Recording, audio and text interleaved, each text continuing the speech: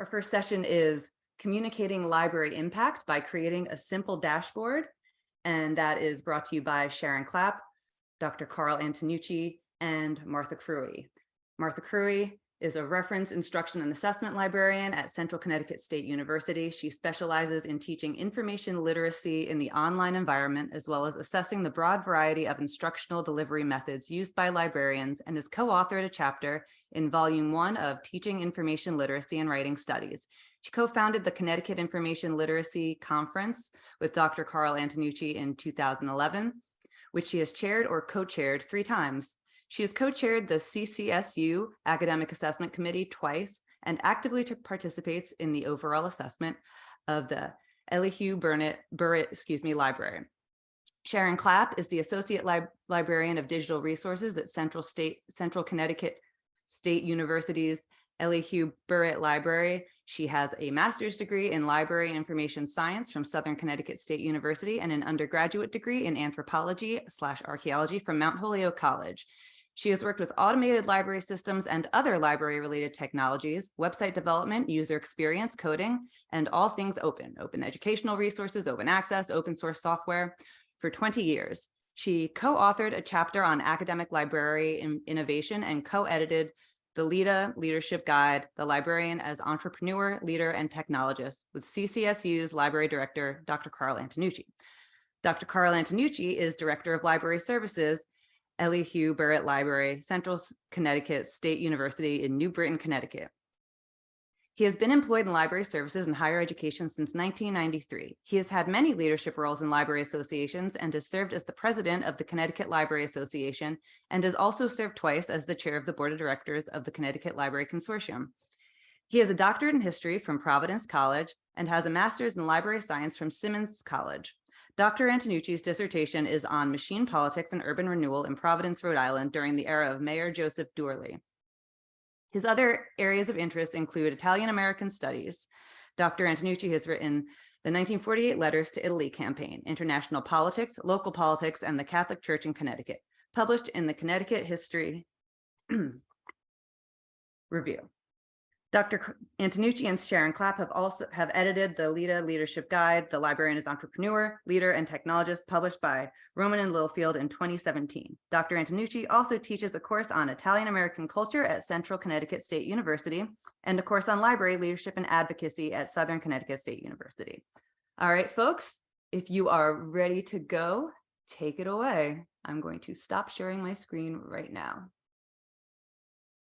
Good morning, everybody. Thank you. Jill, I think we gave you a bunch of tongue twisters there. Sorry about that. So good morning, everybody. I'm somewhat intimidated looking at the number of participants that are joining us. So I'm going to ask you all to introduce yourselves since we don't have like a hallway track or anything. If you would put into the chat, since we're using Q&A for our feedback and questions and answers, if you would put into the chat your name, where you're from, and how cold it is there, because right now I think in New Britain, Connecticut, we're hitting like 18 degrees and it's plunging with wind chill that's going to be well below 0 tonight. But you guys might have even more exciting numbers than that. So since we're sharing numbers, let's share some numbers and then we'll get started. And thank you all for taking your time today. All right, so guys see me? Just a moment. There we go. All right, everybody. I hope you're introducing yourself. So I'm Sharon Clapp. I'm the Digital Resources Librarian here at the Elihu Burritt Library at Central Connecticut State University in lovely New Britain, Connecticut, which is close to Hartford, for those of you who know Connecticut. We wanted to talk to you today about communicating our library's impact by creating a really simple dashboard. We don't think that it's going to be anything too intimidating for you, but maybe you have some great ideas for us or for each other. So we're really looking forward to talking to you about this topic, what we're piloting, get your feedback and get some further information from you about what you're doing and what you're interested in. So to that end, I want to extend my extensive gratitude to Dr. Carl Antonucci, our library director, and my excellent colleague, Martha Kruy, our assessment librarian and our coordinator of the reference unit. They have been wonderful colleagues to not only involve me in this project of creating a dashboard, but also, sort of working with me on this presentation. I know it's a super busy time of year, so everybody's just like overdone, but they've taken their time out, and hopefully this will be something of use to you, and I think it will be.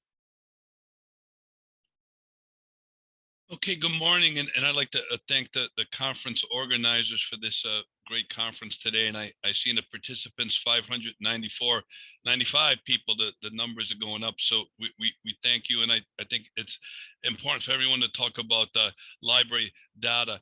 And we started on our journey with this because number one, and we all have them now, budgetary concerns. And for where I sit as a director, for years we had around a $2.1 million budget for electronic resources and materials, and now we're down to a $1.4 million budget. So we really needed to kind of advocate to show the impact that we have on the university, to try to get more budget dollars. So Martha and I, at the starting of this project, actually talked to the Associate Vice President of Planning and Institutional Effectiveness and said, would a dashboard like this resonate with our administration? And she said, if we put it together, yes, it would.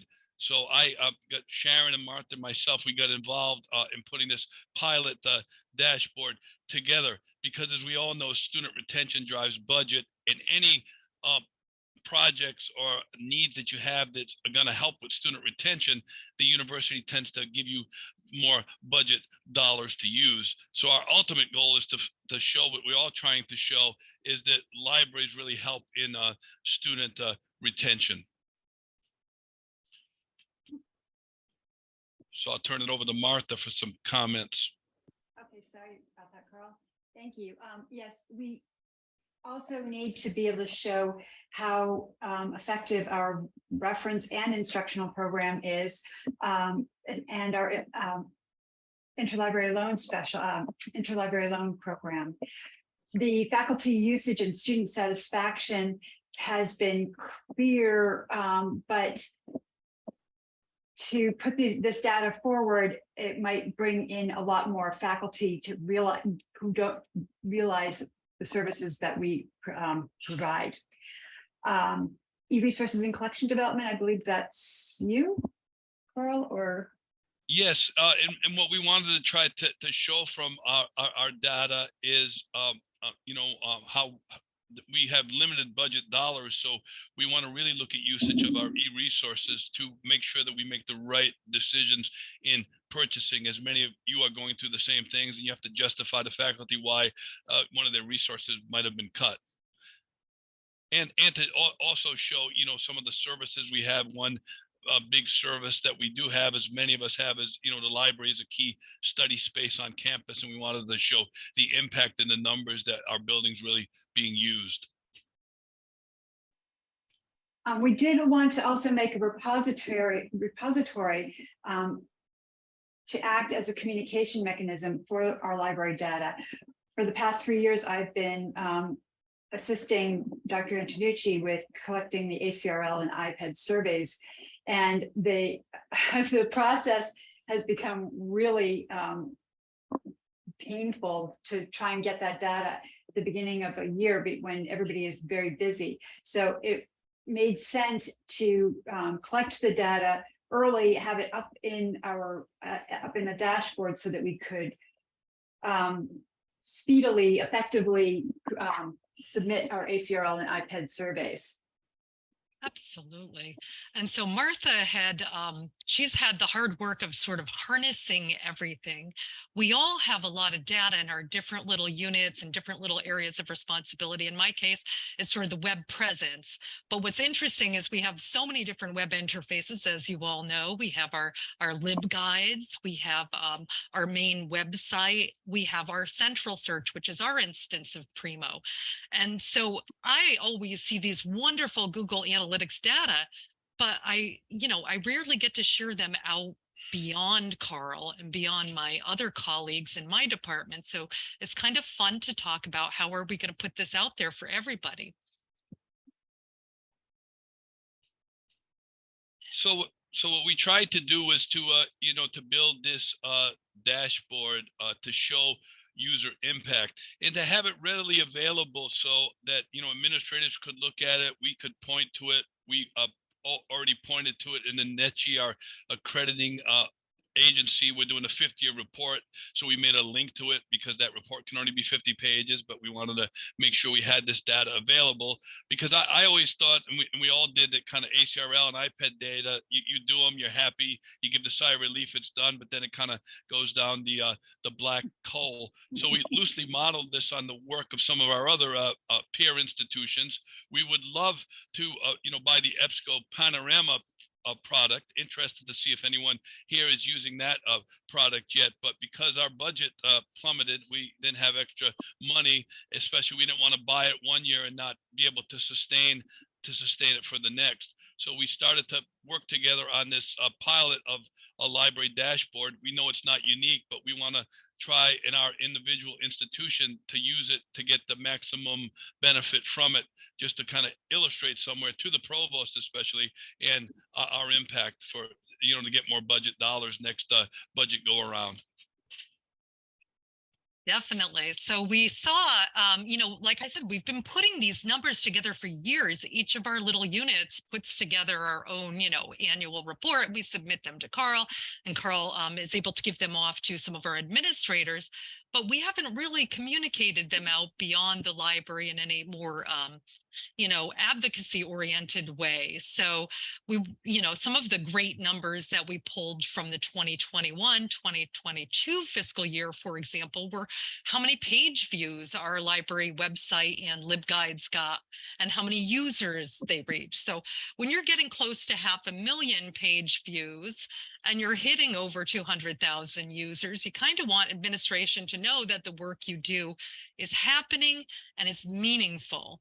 We also know that, as Carl mentioned, our library space is heavily used. Not only do we have classrooms and learning centers, but we also have just a lot of really good study space, and the stacks people really enjoy.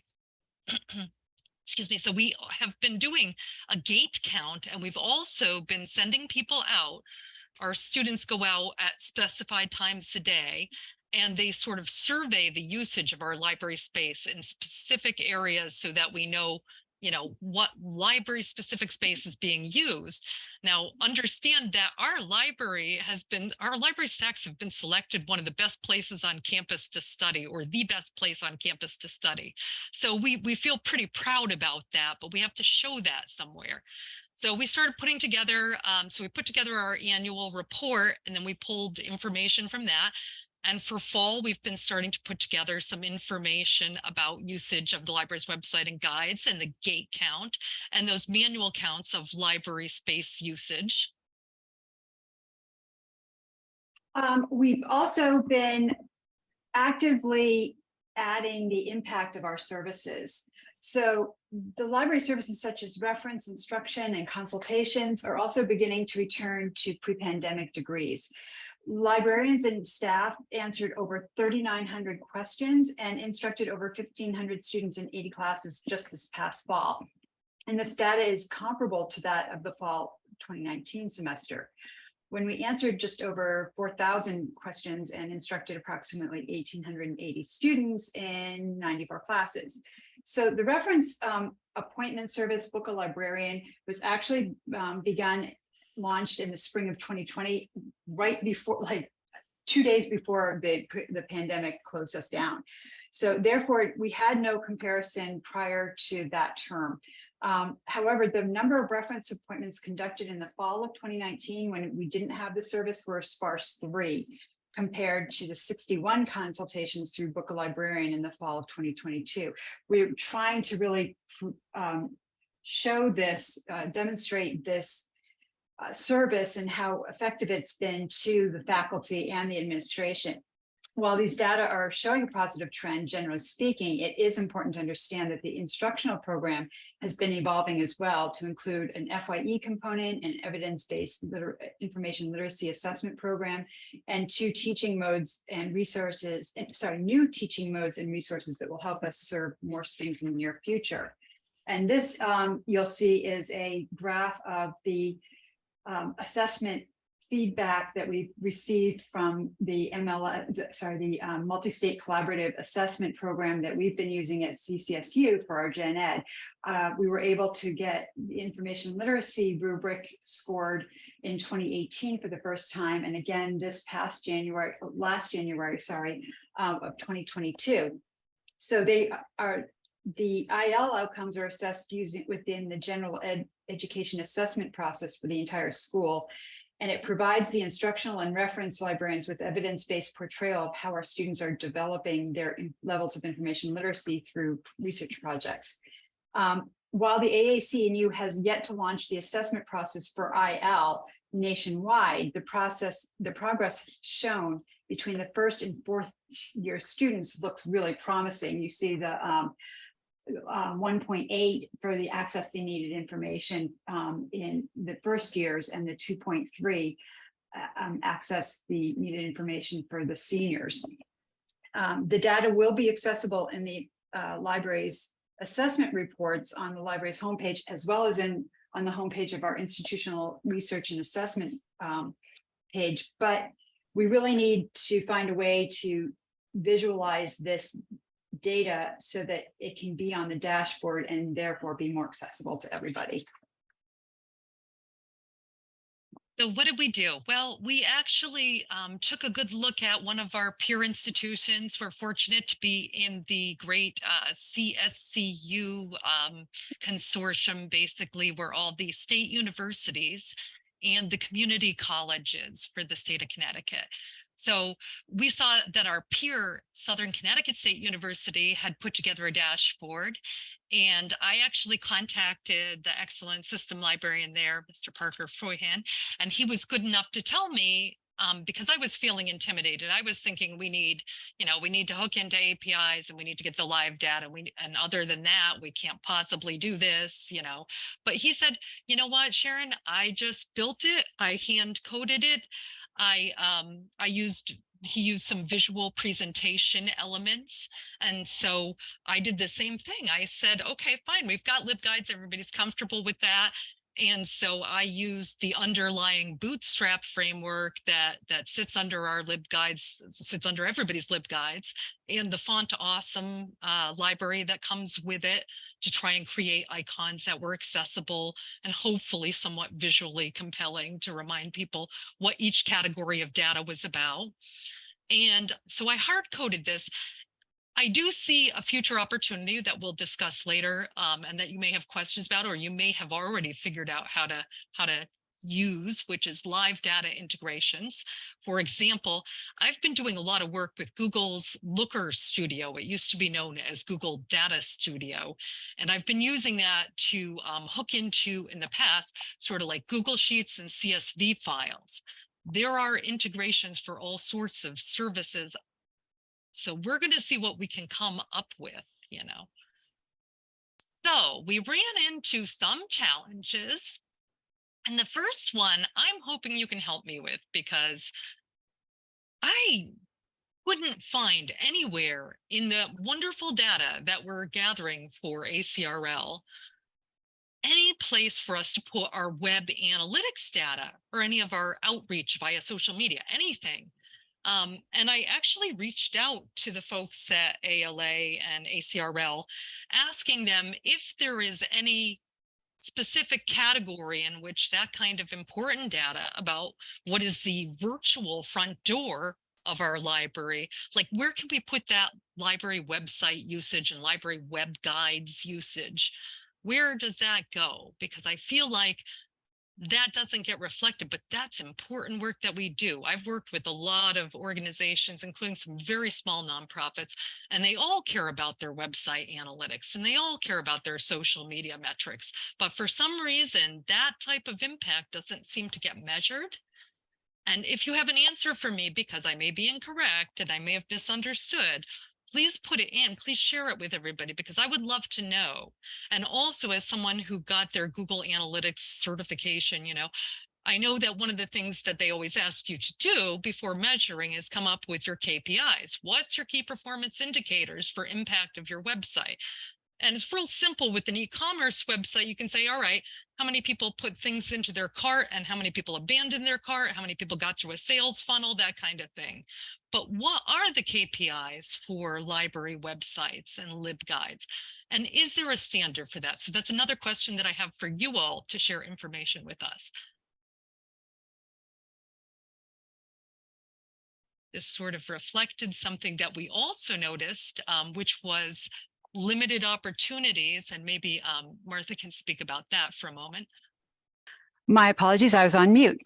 So yeah, we noticed that in the CSCU system, at least, there are very few opportunities to really come together and share the information about us, how we assess various library services and modes and resources. So because I'm the only assessment librarian in the whole system, there are very limited opportunities, and the community colleges are part of our system as well, and they have a very different way of assessing their services. So one of the things that we noticed, probably the best thing about building a data dashboard, if I can speak, is that you get to talk and you get to work with different groups and things that you assume, like what a page view might mean or what a session might mean, because that's your little area.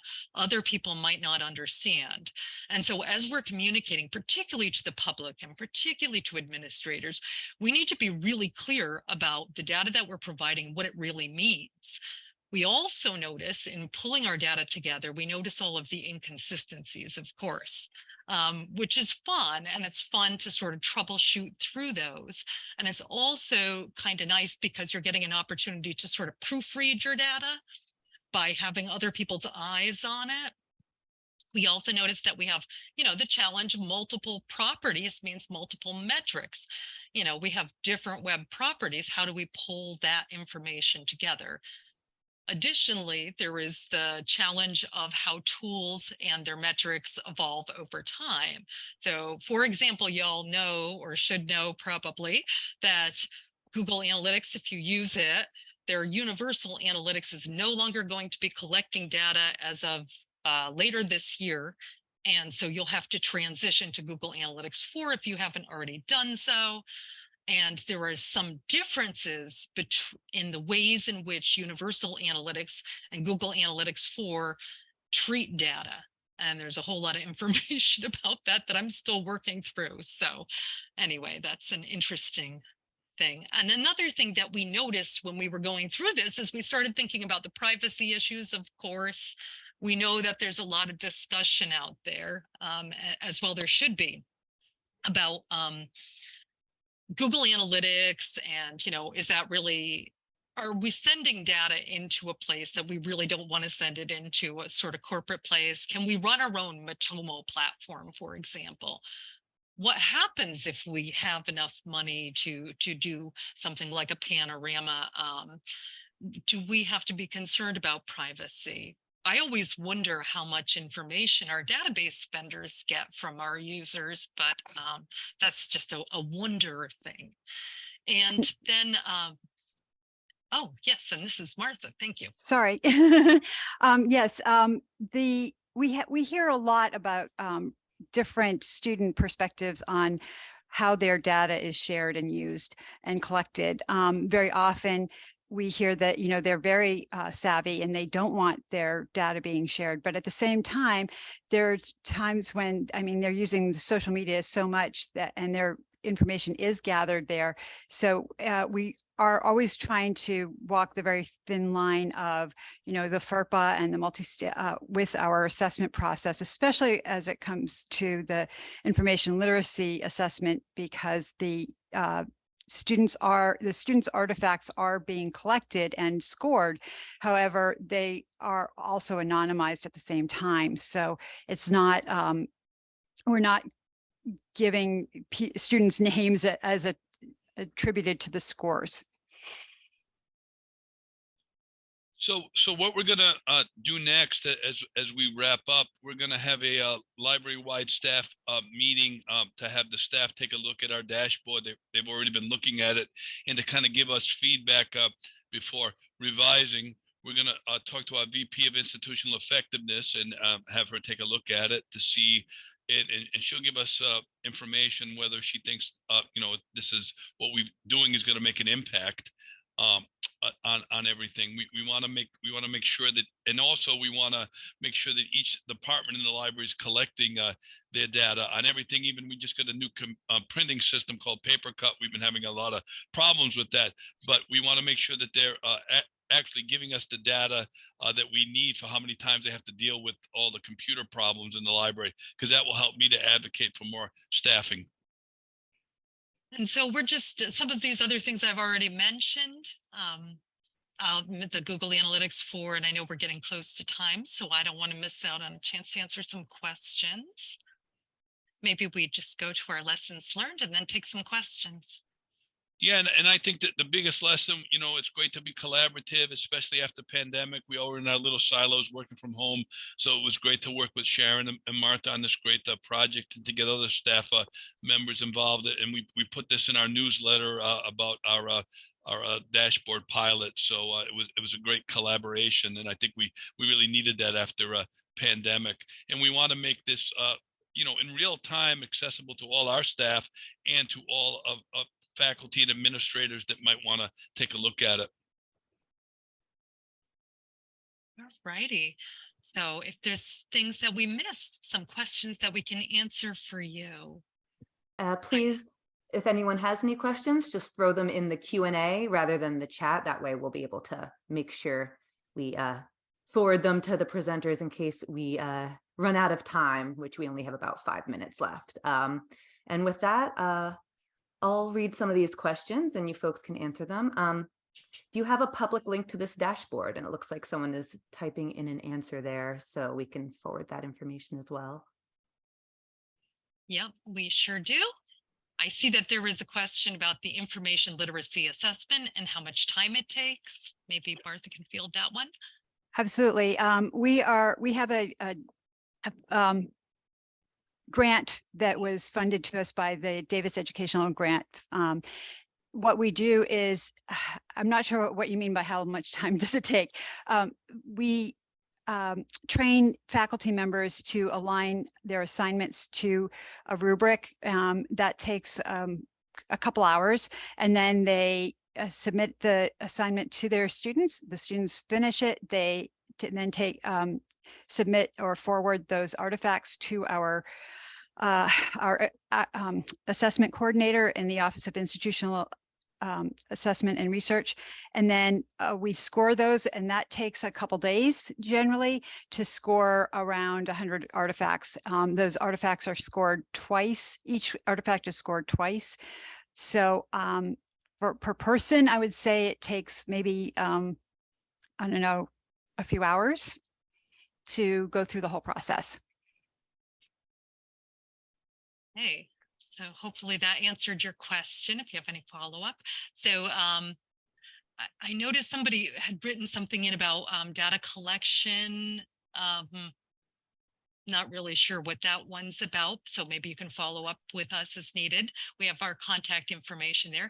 So the manual space count, how it is done and how frequently we send out, as I recall, Access Services told me that they send out their student workers, and I believe it's 5 times a day at varying intervals. I'd have to look up the exact times, and send me a follow-up email. That's Sharon Clapp, sclapp@ccsu.edu, and I'll get you the exact times we send people out. As I recall, we send them out with like an iPad or another tablet, and then they just go through the different library spaces, and we have like the different stacks and so forth. So Mark has a great point, seems to be affirming that counting things equates to impact.